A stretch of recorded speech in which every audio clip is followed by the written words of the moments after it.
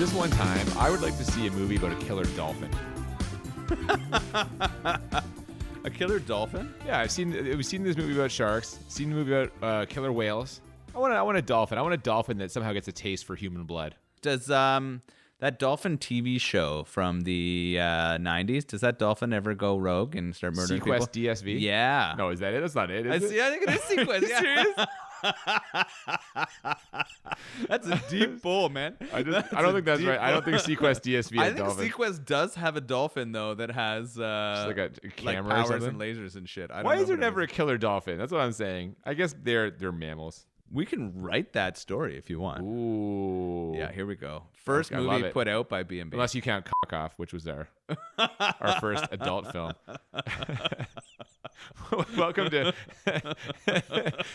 two guys straight cocks. Welcome to Bad Movies and Beer, the most professional movie podcast in the existence of humankind.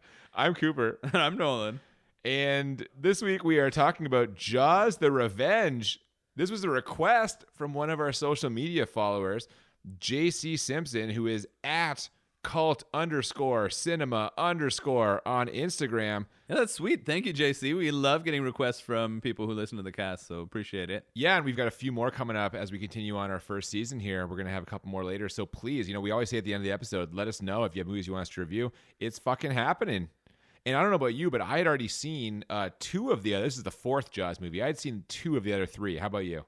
It's number 4? This is number 4. Okay, so I had a lot of trouble figuring that out in the movie. I didn't look it up, obviously. But I have only seen number 1, directed by Spielberg?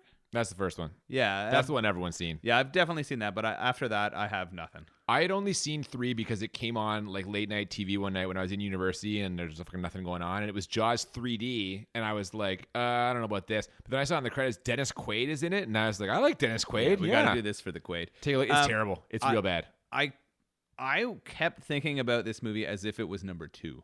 It almost feels like it should be because it does link heavily to, especially the first one, but I guess it also links to the one I haven't seen the second one, but I gather the second one involves a lot of the same people as the first one that are referenced in this one. Yeah, it has to at least contain the main female character of this one, right? No, I don't think so. She's not in it. Oh, maybe. You know what? I shouldn't say. I have no fucking idea. I don't want to eat like 7. I want to put out fucking 7 Instagram posts of things Cooper was wrong about. Right.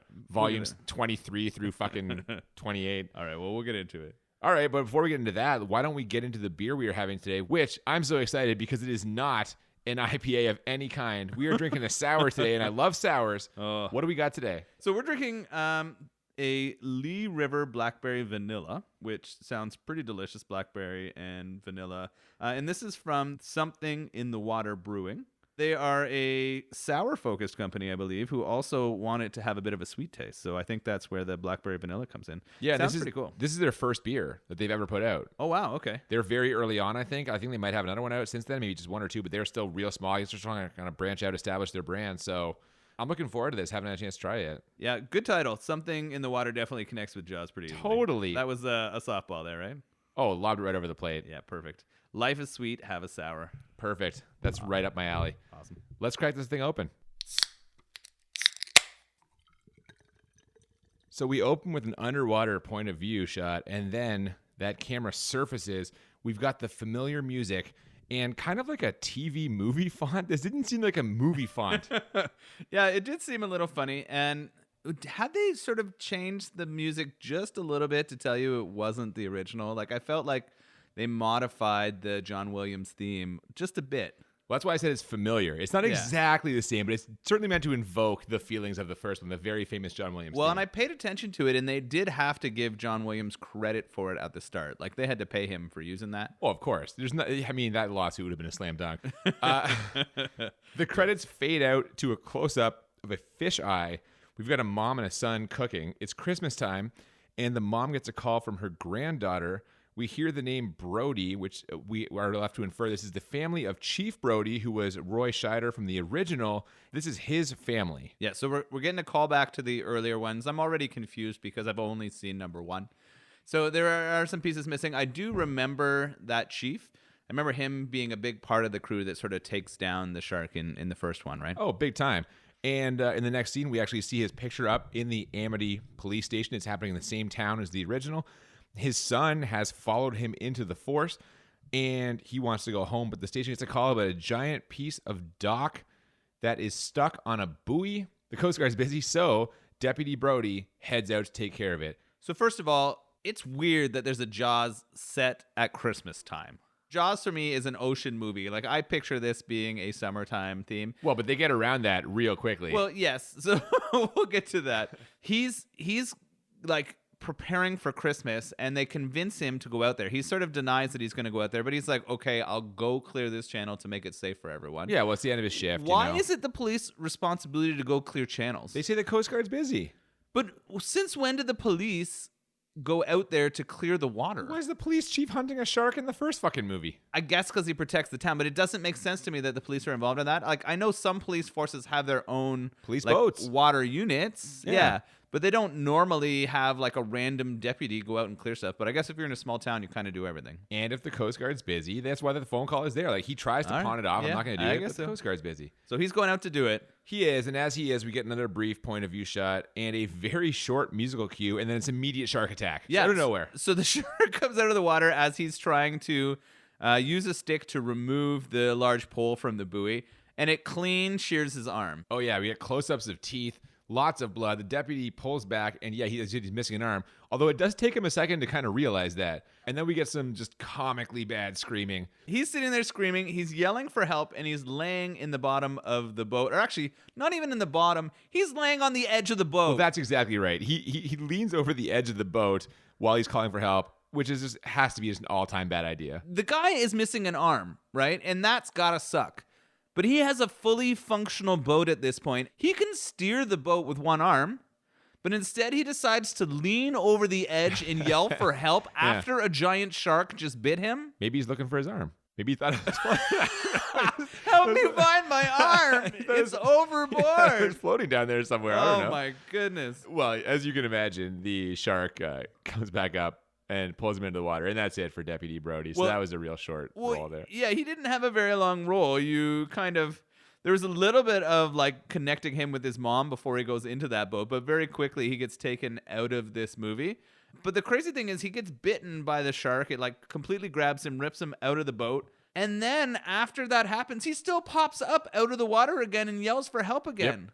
This happens like more than once in this movie, and it just baffles me that how do you get out of the giant monstrous shark's mouth and resurface and call for help after you've been taken under? Great question. It's toying with you, I guess, or maybe it's I don't know. I guess. So as we learned, this shark in particular has a high capacity for all sorts of mental stuff. Oh my goodness, we're gonna get into that. We sure are we? are. Yeah. From here we cut right to his mom. It's Ellen Brody. She is identifying his remains, and there aren't much remains. I'll tell you that right now. Then from there we cut to her other son, whose name is Michael, and the granddaughter. They are arriving home. The granddaughter is excited and happy to see her because kids are dumb. Like, come on, read the room, kid. Read the room. I want to go back to something you said. The body with not a lot to be left behind. Yep. There was actually quite a bit of him left. Like when they kind of show, the shark did not eat him. The shark was not there because he was hungry. And it's at this time I start asking questions, and I'm like, did that shark set a trap? Is this revenge? And then I was like... The title of the movie didn't tip you off. Yeah, and then I was like, holy shit, the title of this movie is Jaws the Revenge. And I was like, they're not fucking setting this up that this shark is intentionally hunting this family. So this is... Okay, we're going to get into all this later, but long story short, yes, that's exactly what's happening here. We're going to go over it. Oh my God, but we sure are. Holy fuck, this is where I start being like, no. Yeah. No. But you know what, though? No. Ellen Brody, who is devastated, claims this was a targeted attack. The shark did this on purpose. It waited for its chance to strike, which, as you're pointing out, it just sounds insane. I have to comment, too, about while she's saying that. So she's saying this to her elder son who's come home to support her, right? Well, I think he's come there because his brother died. Well, his brother died, and he needs to help his mom, right? And it's fucking Christmas. Yeah. So he goes there, and when they meet on the beach, you're going to embrace your mom if something happened, right? Like, you're going to give her a good hug or, like, oh my a God, cry yes. Yeah. or whatever. The way that they embrace each other is weird. I honestly don't remember it. So How they have a quick hug, like the quick, like, and then they hold each other's faces like they're ready to go in for like the hardest kiss you've ever seen. Okay, that's probably the second weirdest kind of familiar affection I've seen in the course of the movies we've watched, because John Travolta's face wipe remains the so creepiest. you're right. That, The that's up face there. wipe, that Yeah. we might need to start this as like a poll. What's rankings? what's the weirdest of the rankings? We A need a weird ranking family of the affection weirdest power family ranking? affections. This one's got to be in the top 3.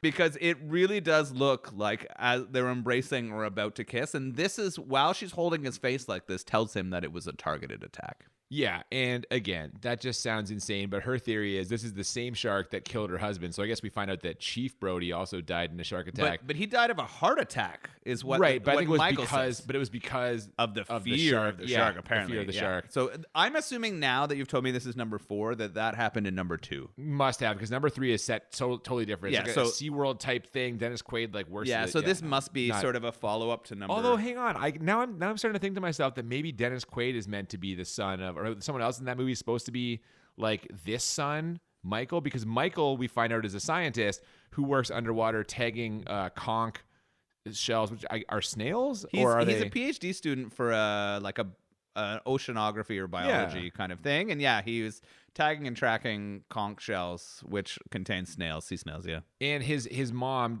at this point wants him out of the water, and justifiably so, because she's already lost 2 family members at least. But he tells her not to worry because they've never had a shark where he lives, which is exactly what the people in Amity in the original Jaws said. Like, of all people, man, know your history. Yeah, and they're building it up. And then he goes for a really weird run on the beach. Oh, it's so emotional. These scenes with him on the beach, he runs away. His wife is like, "Where are you going?" He's like, "Nowhere." And then he's in jeans, and he goes. Yeah. I think he has both a jean shirt and a jeans. God, it's jeans so. on. He's not quite the full Canadian tuxedo, but he's got like Canadian formal wear. Then he goes for the run. Yeah, man. And then we got the mom at the funeral.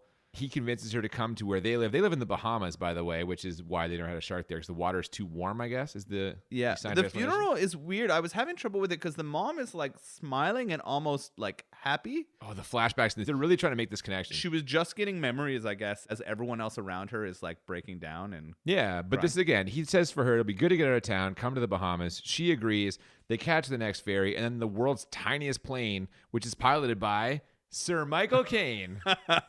So this was sort of a surprise and delightful turn here. I mean, he's just cashing a paycheck, let's be honest. He is, but I think this brings up the sort of downtime in this movie considerably. Oh, my God, he's a charming man. It's great to see him in anything, and he certainly elevates this about as high as you can elevate it. He's actually got a fantastic quote, because people ask him about how bad this movie is. His quote is, "I have never seen the film, but by all accounts, it was terrible. However, I have seen the house that it built, and it is terrific." Which is it's a great. He just drops that down there. I wonder how much of the budget for this film went to Michael Caine. He made over $1 million, and I don't know what the budget was, but he got paid at the time. He got it was paid a pretty out. decent amount. I Yeah. also wonder, is JC, our fan who requested this, is he a huge Michael Caine man? Perhaps. I mean, he's got a lot of fans there for sure. So They're flying down with now Michael Caine. We find out in this movie he's a bit of a degenerate, but he lets the kid fly the plane, which is a nice little thing for like the granddaughter. Now we're in the Bahamas. The kid runs right into the water. She's swinging on a rope over the water, and Ellen Brody freaks the fuck out. She's got like some water trauma here, clearly. We saw a bit of that on the ferry. She got very emotional on the ferry ride. She tells the kid to stop. The kid says, "Mom says it's okay." Mom says no. Then she tries the dad. The kid's being kind of a dick here. Like, multiple people are telling her not to, and she's just like, "Well, can't I?" And like, no, stop. The kid is being a kid. That's the move? The kid normally gets Okay. allowed to do it and doesn't understand why grandma's having a freak out, and her parents are telling her no now. And the parents do kind of the parents know what kind of state grandma's in, so they help pull her off, and they'll recover that with the kid later. But That's fair. The son, meanwhile, shows his mom, Ellen Brody, a statue that the wife made. The wife is some sort of artist / like welder. And to me, this statue really resembles a shark's mouth. yeah, it Doesn't absolutely looks like a shark's mouth. That had to be intentional. And there even looks like a shark fin, too. I don't think it's supposed to. It's supposed to represent the Bahamas and something that it brings. But Okay. in the movie, they definitely made it appear to be that, and it definitely triggers Grandma, right? Yeah, she seems a little disturbed, but the next time we see her, she's in the water swimming. She's just swimming in the water. She stops suddenly because she seems to sense something. She starts heading back to shore, but then shark attack. There's blood and thrashing, but it's okay. It's just a dream. Yeah, just a dream. She wakes up in a cold sweat. If it hadn't been a dream, I would have been like, what the fuck? She was just telling the kid to go to the water. Why is she in the water? So I was kind of saying that anyway. And when it turned to be a dream, I felt silly that I'd been like conned by it. The same thing happened to me. So don't feel bad. I was yelling at the TV too. I was like, are you kidding me? What the hell? Like, I was really grumpy, but there we go. All right. We see her son. He's at work now. They are taking conch shells under the water. Really, this scene is just an excuse to meet his coworker / best friend, Jake, who is played by Mario Van Peebles. Yeah, I actually looked up Mario Van Peebles after because he seems so familiar. He's been in a bunch of stuff. But he's also directed way more than he has acted. So I thought that was kind of cool. Oh, that's cool, man. So after kind of a playful fight between the two of them, we cut to them celebrating Christmas together. And again, Ellen Brody is kind of very troubled. She again wants her son to quit his job. He says there's nothing to worry about again. And we immediately cut to a great white shark swimming underwater, which this is where we're gonna rate this movie later.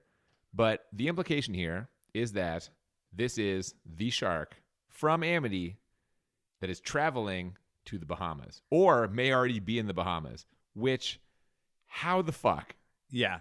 I have a ton of problems with this, right? Like, this makes zero sense. Yes, it does. It's way more fun, I guess, for the movie to, like, imagine that a shark can be that smart and vengeful. Yeah. But it's absolutely absurd. It's fucking ridiculous. Like, sharks travel based on, like, food availability, and they have, like, their own sort of area that they go. They have zero vengeful, like, parts of their instinct, which is, I mean, this is supposed to be... I was going to say, don't tell that to the producers of Jaws, The Revenge. I want to go back to that Christmas scene for a second, only because I thought there was sort of a memorable line. It was pretty funny. They're giving out gifts, and Michael, the son, right, he gets a just hilarious or a sweet Hawaiian shirt. And Jake says, may your sex life be as busy as your shirt. And I thought that was that's all right. I thought that was a pretty sweet thing. And then like the wife gives him just a little like smirk and smile. They work in a lot of like sex jokes into the movie, and I thought that was they kind of brought some levity to it, and I thought it was kind of necessary. Jake does that a lot as his character too, but yes. And actually shortly thereafter we get a short scene of the grandmother playing with the granddaughter.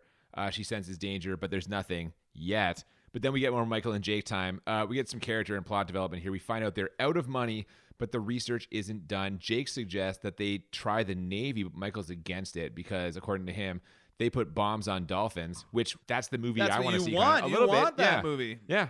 So it turns out Michael's a bit of an idealist, but he also tells Jake, who is black, that he hasn't had a hard life. The exact quote is, Think I buy that roots rock reggae bullshit. Forget it. Cut that hair and you're nothing but a three-piece. Save me from your ignorance, Michael. Yeah. Yikes. It's not a great thing to say no. And this movie, like, I was trying to think about representations in movies, and Jake has a pretty important role in this movie as a black actor. And so I thought that was, I think that's good. And it makes sense if they're in the Bahamas, that they have so many people who represent the people of the Bahamas. So I was happy that wasn't whitewashed. Well, I mean, just the white character telling the black man that he has no. God. Yeah. Not good. Nope. Back on the beach, Ellen Brody tells Michael Caine about her shark revenge theory, says that she knows it's coming. In the meantime, though, she wants to take a plane ride. We get a little old person flirting between the two of them. Oh my gosh. This plane ride, the effects of the plane are awful. They're not great. They're clearly sitting on a soundstage, and you're having that thing where they're making it look like it's changing in the windows. Yes. It's so bad. The flirting of the old people was pretty funny. That's enjoyable. This like Michael Caine as Hoagie the hound dog. He's like, fucking charming. He's trying to it's a great like get this grumpy grandma into his pants, or trying to get into her pants. It's kind of the thing he's doing. Well, either way. Yeah, this is it's pretty funny. I think that was a sort of good dynamic to keep pushing forward with the movie. Definitely. And he takes her to some kind of local festival called the Junkanoo. We get a quick shot of Jake, who's doing some underwater tagging, and suddenly there's a giant shark right beside him. The shark surfaces. It starts chewing on their science boat. Meanwhile, back at the Junkanoo, Ellen Brody senses the shark as though she can tell it is attacking her son, then ignores it and just starts dancing with Michael Caine.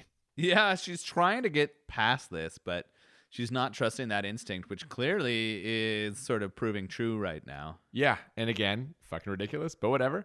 Yeah, of course you cannot have shark sensing, like, abilities. Yeah, this is insane. Okay, so the guys in the boat are stunned. What's this shark doing in warm water?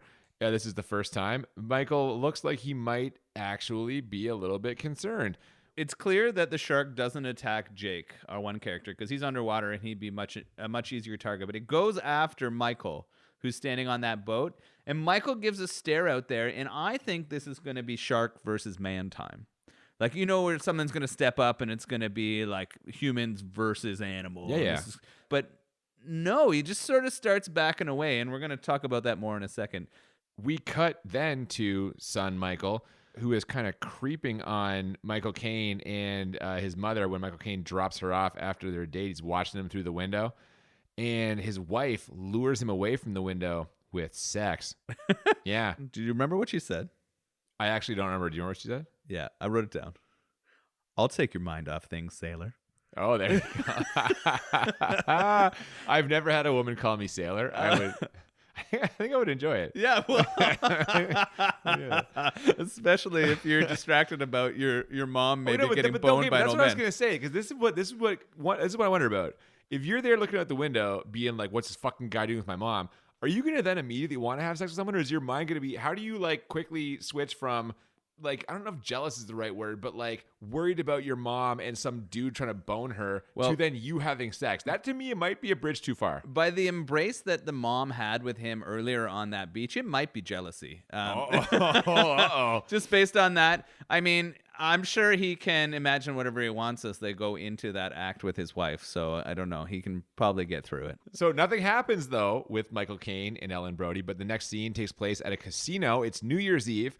Michael Caine is playing craps. He bets everything he's got, throws the dice, snake eyes. Now, I love that they had to like tilt the camera down to see the second dice. They couldn't get a fucking shot with both dice. Is this a budget thing? Just shoot it again until he rolls two and they land in frame. Like, come on, man. That's just awful. I didn't even notice, but that's oh, trust me, man. Watch it. You'll notice. Like, they literally have to move the camera to see dice number 2, which is just atrocious. Later on, Michael cuts in on his mom dancing with Michael Caine because he doesn't trust him. So now he's just slow dancing with his mom, which is fucking super fucking weird.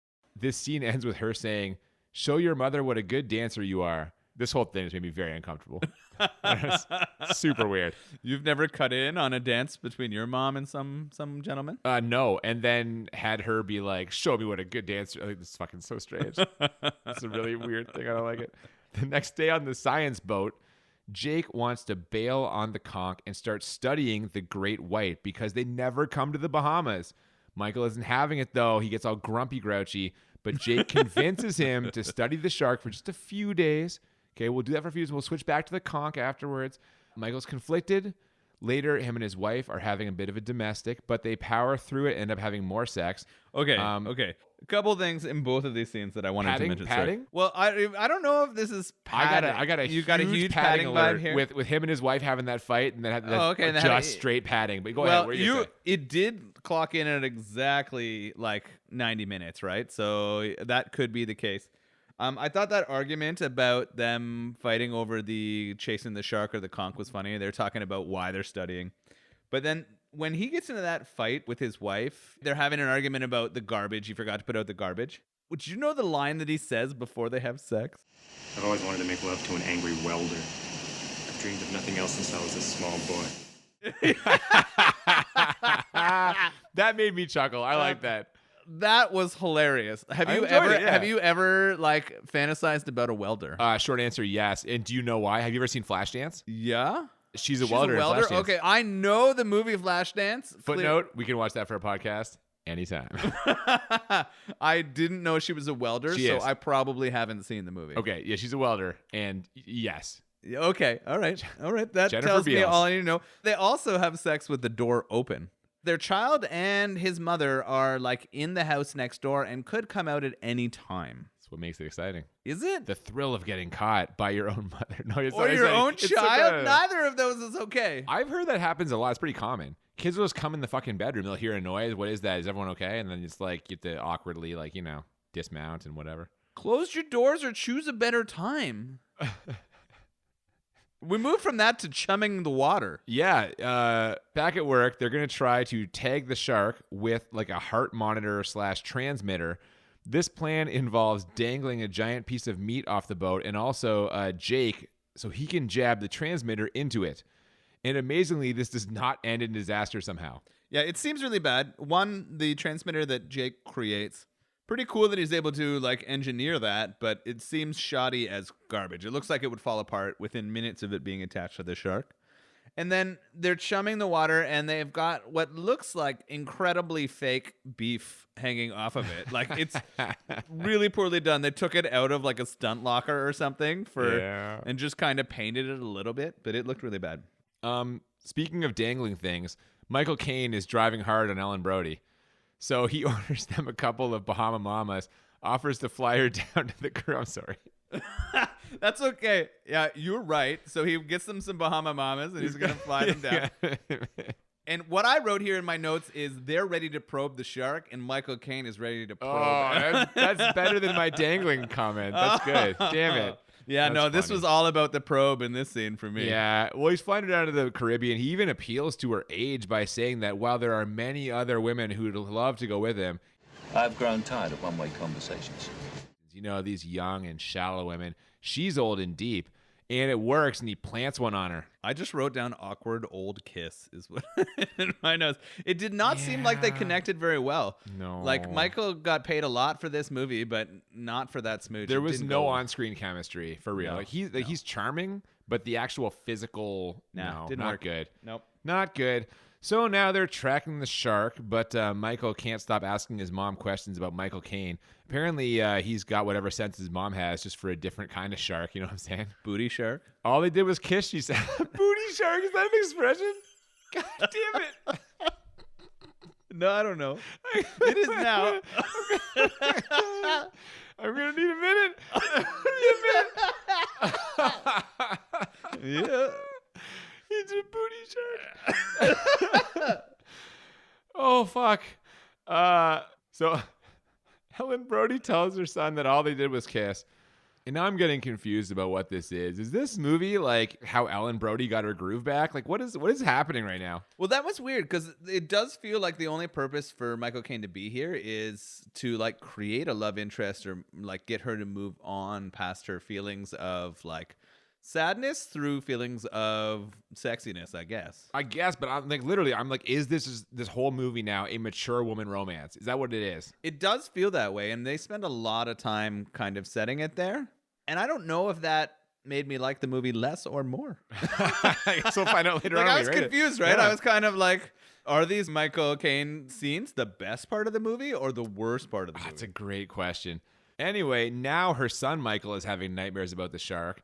Afterwards, we get a pure padding scene where him and his daughter make fish faces at each other, which, okay, I mean, this shows that he's got a lot to lose, and we get a little cutback of, like, him and his dad making faces, so there's something there, but, like, this still feels like them just trying to stretch this movie out to me. I actually wrote down that this was just sort of a cute scene of the kid and dad copying each other. I thought it was purely for building sympathy for Michael, who I felt like they were about to put in a really bad situation. I mean, we see him tagging snails right after this, which is bad timing because the shark is coming. He goes to get out of the water, but not fast enough. The shark attacks his mini sub. He's in like a mini sub.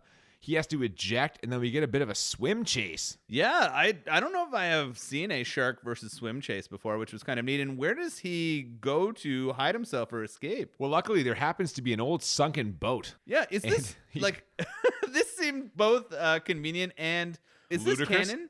Like Was this the first time a shark has chased somebody in one of those sunken boats, or is this something that has to happen all the time when you see humans and sharks interact in the water? There's always a sunken ship. There's always a sunken ship, and they're always chasing something in there, right? I was led to believe as a child that like there are sunken ships like every 15 feet in every body of water in the world.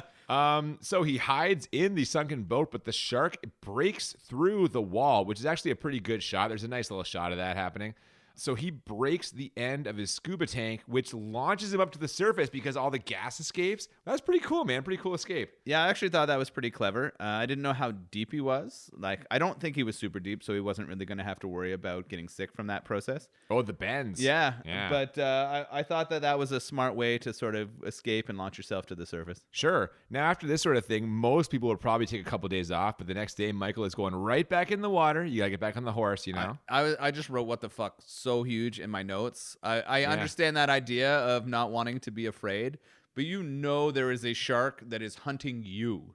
Well, he knows this. He knows this. No, he thinks this. Jake tries to put his mind at ease. He tells him that it was probably all a coincidence, but Michael is like, why did he only try to eat me? Did Jake, I think maybe Jake tells him that he only likes white meat? I mean, if that wasn't the quote, congratulations. You're a better screenwriter than whoever wrote Jaws: The Revenge. We get a little jump scare from an eel real quick before we that jump was into a big-ass eel. Yeah. Meanwhile, he's missing the big unveiling of his wife's sculpture. It's on the beach, and their daughter wants to go in the water, so the mom lets her go just to shut her up because, again, this kid is just grinding on everyone's nerves.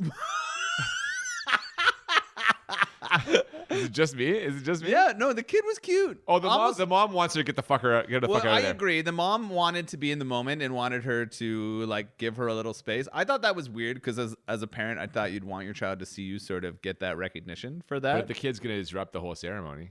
I guess she was like, I don't know. But so the kid goes off into the water on the banana boat. She does, and wouldn't you know it, while she's in the water, her grandmother, Ellen Brody's shark sense goes off, but for real this time, she sees the fin.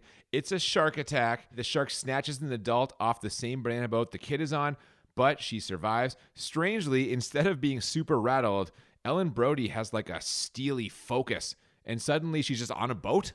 Like, she's on a boat. Yeah, her granddaughter gets rescued, and then, immediately she takes off on Neptune's Bounty. Right? The boat that they used before. Yeah. That's a good name. The name of the boat. And then she is going to go hunt down that shark. I thought Michael was going to do this earlier. When I said it was man versus shark, I thought that's what it was going to turn into. It's woman versus shark. It is woman versus shark. She is going to stop this one way or the other. There you go. Michael comes home. Meanwhile, he has no idea what happened. He finds out and is like, I knew it. Which, what? And then, of course, the wife is pissed at him for not warning her about the shark. Oh, yes. She understandably has questions. She's not happy to hear that he knew there was a shark.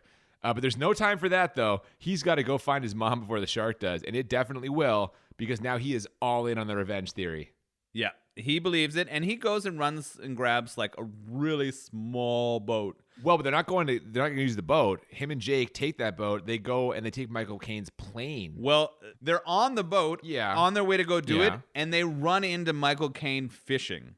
Oh, okay. And he tells them, "What are you doing? Why don't we go use the plane?" But to what end? I'm thinking about this, and like they're in a plane.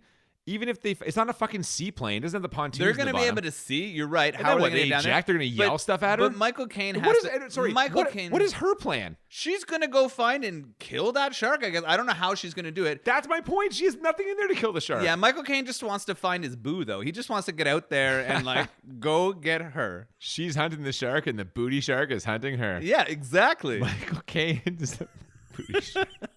God damn it.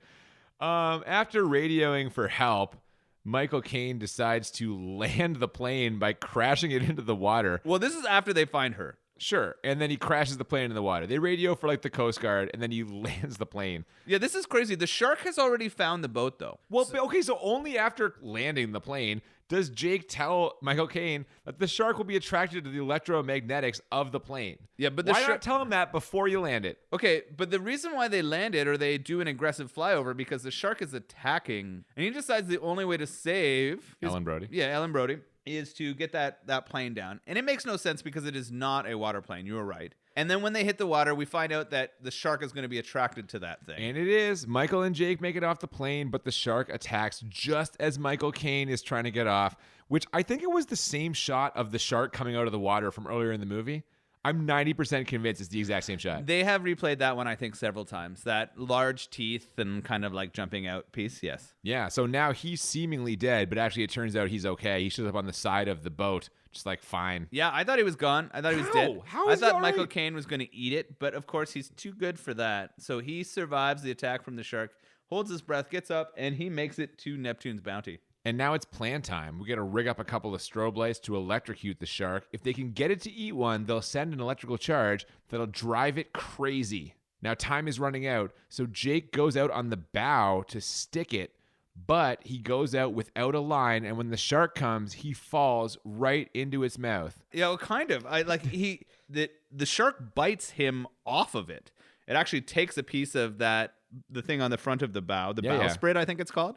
He takes Jake and the bowsprit and in their mouth and goes down. But Jake does get that thing in its mouth. He does, and when he falls, Michael yells,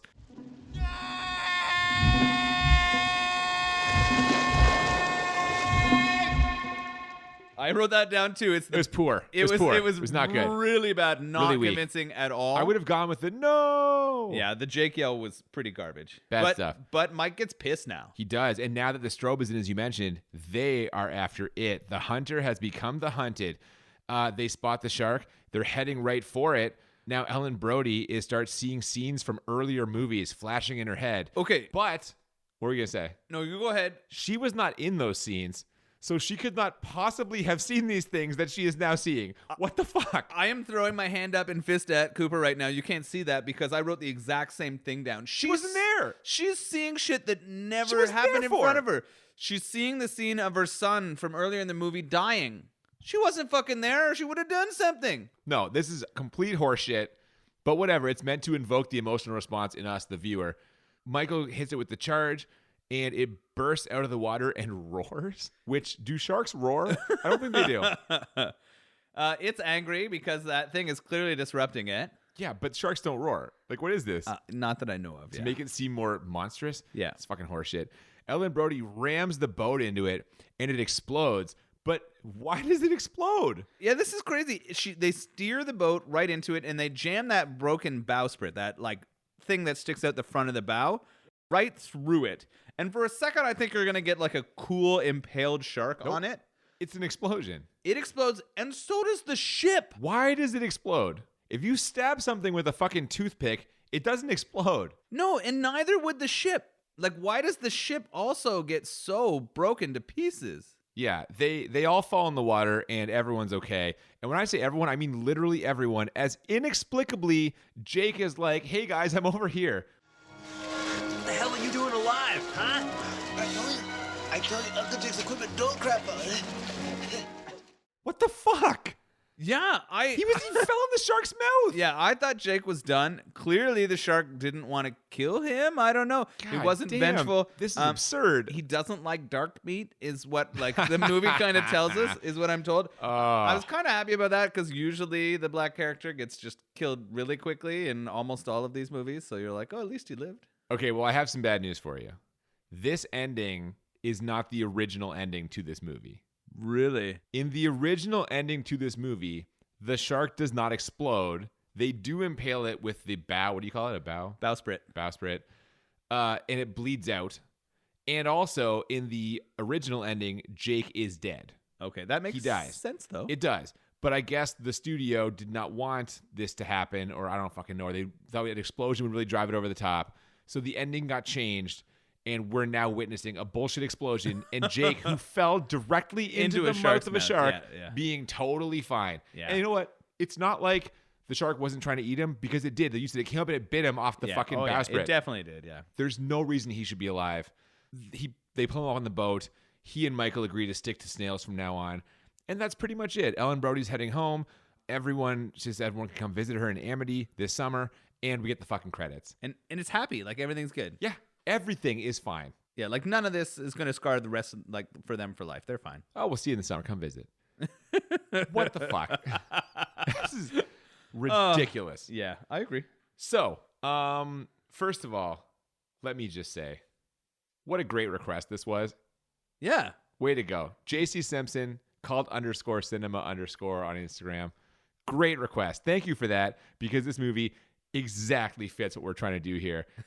What a pile of horse shit. Yeah. I can't even believe it. Yeah, this feels to me similar, just generationally. The comparison I have to this movie are the Jurassic Park 3 kind of feeling to me, like Jurassic Park 2 and 3. Never seen it. Oh, well, they could be here. Okay. Right? They could be on the podcast, because it's one of those where you're taking this sort of feeling and experience of a movie that was really, really successful, and then doing something so bafflingly fucked up that it doesn't sort of fit that theme anymore. Well, right? it becomes a how do we raise the stakes game, right? Where it's like, well, okay, the first one is, well, how do we make it? It has to be worse. Now what? And it becomes the shark is out for revenge. Except, Yeah. You know what? Let's get to our ratings first. Okay, let's do it. Because it's time. Every time we do this, we rate the movie on a scale of 1 to 10, but we do it twice. 1 to 10 for how bad it is, 1 to 10 for how enjoyable it is. The goal is to find a movie that is 10 out of 10 on both scales, as we call it, the Crit 20. And I will tell you right now that for me, this movie is 10 out of 10 bad, because the whole premise is complete nonsense. This is completely impossible. Let's start with this. The shark in the first movie that Chief Brody helped kill. Yep. He killed, is dead. So that shark cannot be back for revenge. Pretty sure the shark in Jaws 2 also gets killed. Therefore, it also cannot be back for revenge. Now, you could maybe try and say that this is like the son of the shark, the same way that fucking Michael is the son of the... Gotta be. Okay. How does a shark find out that its father was killed by a specific human? Is there fucking shark newspapers? Is there shark news reports? Is there a shark court where Chief Brody was convicted of murdering this first shark? How does news spread from one shark to another? It's complete fucking horseshit. That's part one. Well, here's part two. Okay. Amity is in the New York, New Jersey, northeastern United States. Okay. The Bahamas are, I don't know geography, some thousands of kilometers away. It's a long distance. Miles, if you're in the States, we're Canadian. Ellen Brody flies to the Bahamas, and like we are led to believe that about 1 day later, the shark is just fucking there. I don't know how fast sharks swim. I don't know how far sharks can swim. How the fuck does this shark make it there in the amount of time to terrorize them so quickly? But furthermore, how does the shark know where they fly to? They get on a plane that leaves the ground and goes into the sky and goes somewhere else. The shark can't see them. It can't watch them. It can't follow them. It just randomly happens to guess and pick the correct country that they landed in and fucking gets there in like a day. It's completely ridiculous. This movie does not hold up to even the tiniest bit of scrutiny. It's complete horseshit. It's a 10 out of 10 bad because the very premise on which the whole movie is built is garbage. It's awful. Are you a marine biologist? Get the fuck out of here. Have you studied sharks? Do not try and defend this Do absolute you know if horseshit. they have sources of extra senses that maybe humans don't have? I don't give a fuck what those extra senses are. You can't track someone who flies thousands of miles to a different country. It's bullshit. As soon as she It's stepped foot on bullshit. ground or in that water, it maybe had her scent. You know what? Tell me your rating. It's bad. You're acting like you're trying to defend this. You're acting like your rating is bad. Tell me. I rated it as an 8 bad. Are you fucking kidding me? What? Tell me a good thing about this movie real fast. Go. Michael Caine. Is he? I mean, he's charming, but you give it... I enjoyed the Michael Caine. Now, to be fair... I enjoyed the piece of this movie. I might be answering my own question. I thought about making it a 9 because Michael Caine's enjoyable. But I can't get over... If I gave Face Off a 10 out of 10 based on the fact that the premise is ludicrous, I have to do the same thing here. I mean, I'm not disagreeing with the points you've made now. I'm playing devil's advocate because it's fun to rile you up. But I think maybe I'm rating this in the wrong way for bad because of the enjoyability factor, I guess. And maybe we should go back, or we'll get to that in a second. But I thought it had, like all kind of Jaws movies, good musical cues. I thought some of the banter and like comedic sexual stuff was funny. I liked some of those dialogue pieces. Of course, all of the shark shit is garbage, right? Yeah, it's real bad. It's absolutely garbage. It's ludicrous in what it does. But if I can put that to the side, I think that I'm going to give it, just for its sort of like the rest of the pieces an 8 bad. I am stunned that this thing is only getting 8 bad from you, but that's fine. You mentioned enjoyability. How enjoyable is this movie for you? So this one, I gave it a 7. I found that I was getting sucked in at times. I don't know what it was, but I did feel like I was connecting with the Michael character, and I was worried about him getting eaten by that shark. The things that brought me to how that was possible or how it could happen. I was also angry that he didn't take a better stand against the shark earlier, right? And that he'd made some stupid decisions, but I wanted to see him survive that process, I guess. Okay, I'm going to defend Michael here for 1 second because you say he made stupid decisions, but wouldn't the stupider thing be to believe that there is a fucking shark who's out for revenge and tracked your family over several thousand miles of air flight and is now terrorizing you? I think it would be stupid to act on that. Yes, in this one case, he was wrong because he's not living in the real world. He lives in the fucking movie world. But 999,909 times out of a million, you would be absolutely correct that it's not what's going on. I'm more talking about his return to the water after encountering the shark.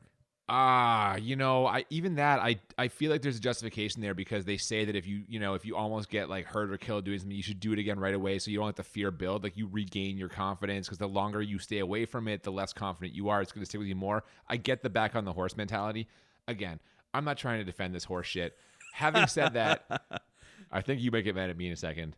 For me, enjoyability, this movie is an 8. Okay. Even though it's ludicrous. All right. So you really liked it, even though it's so. I'll tell you. You asked what it is. You weren't even sure why you gave it a 7. Yeah. I'll tell you what it is.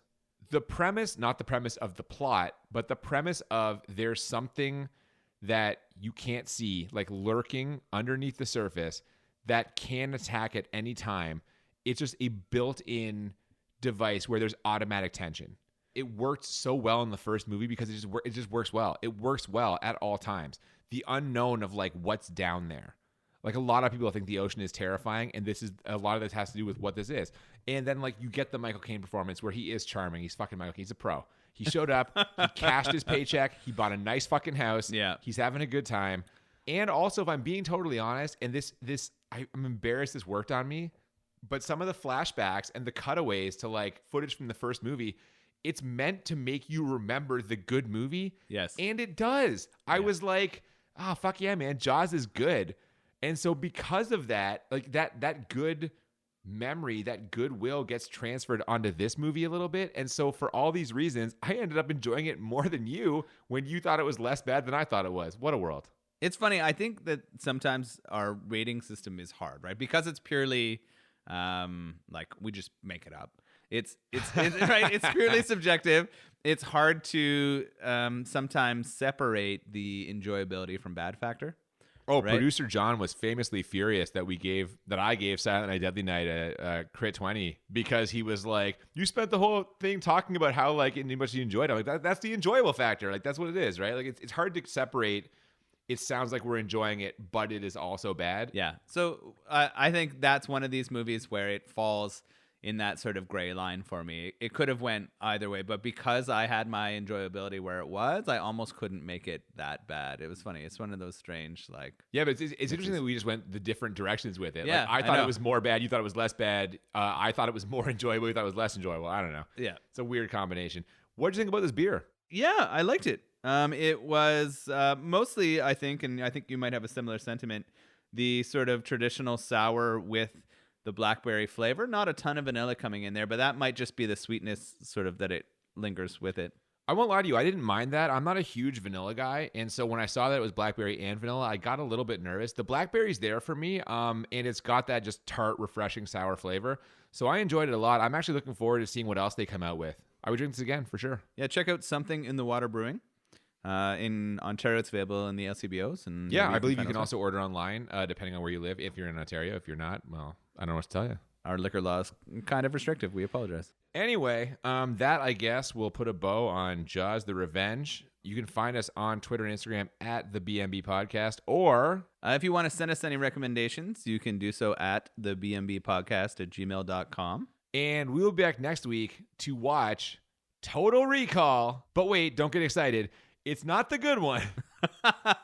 It's the remake with Colin Farrell I haven't seen it. I'm expecting it to be terrible because I love the original.